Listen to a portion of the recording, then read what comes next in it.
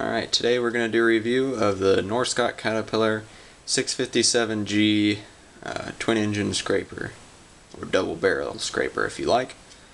This is a very good model by Norscot. There's only one aspect I don't like about it. We'll get to that in the review.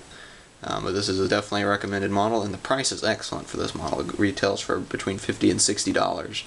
It is definitely worth it. As you can see, the model is very long. This is a 12-inch ruler. And the model is over 12 inches long. The model is probably around 14 or 15 inches, all spread out. Go ahead and start here at the rear engine. It's quite well detailed back here. This is plastic, the Radiator Guard, but it still looks well, it matches color.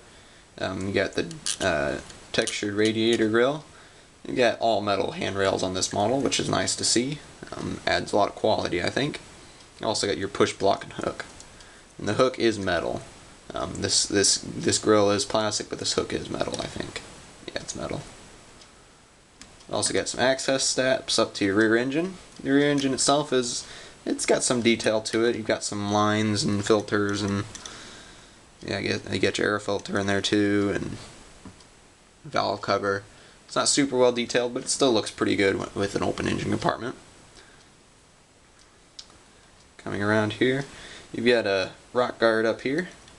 Keep debris coming into your engine compartment. It would have been nice to see some screen material in there like the real machine, but nonetheless it works. None of the one aspect I don't like about this model is that the ejector is just a solid piece of plastic. It doesn't move. It would have been nice to see that.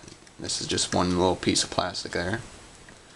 The rest of the scraper functions work. The apron raises up high to get a nice full bite of earth, and then the apron closes all the way, meets up with the lip of the bowl, and the bowl can also raise up off the ground, and it can also lower. This machine does have hydraulic steering, as you can see. The cylinders do steer it back and forth, which is nice to see. It doesn't achieve an amazing level or range of steering, but it works well enough. Over here you can see the transmission sticking out, which is fairly well detailed. You got some more metal handrails around there. The cab is quite well detailed inside. It's just got your typical insert and all the black windowing detail around it and the decal. You've also got your Caterpillar assert, little tiny decal there, which is nice to see that they added that. Coming around to the front, you've got your I don't know if they call them tow bars or whatever, the part that hooks onto the back of the neck scraper. You got the other push block. Would have been nice if they put a spring in there to make them sprung load, but it still works just the same. Coming around to this side, you've got our more metal handrails. You got your air filter for the front engine, and you've also got your full wheel wells. The tires on this model are a little glossy, as you can see there. They're pretty glossy suckers, so if you don't like them, you'll have to do something about it. Overall, this is a pretty good model, but you can't just buy one. This is definitely a model that has to work in pairs. So you gotta buy at least two of them.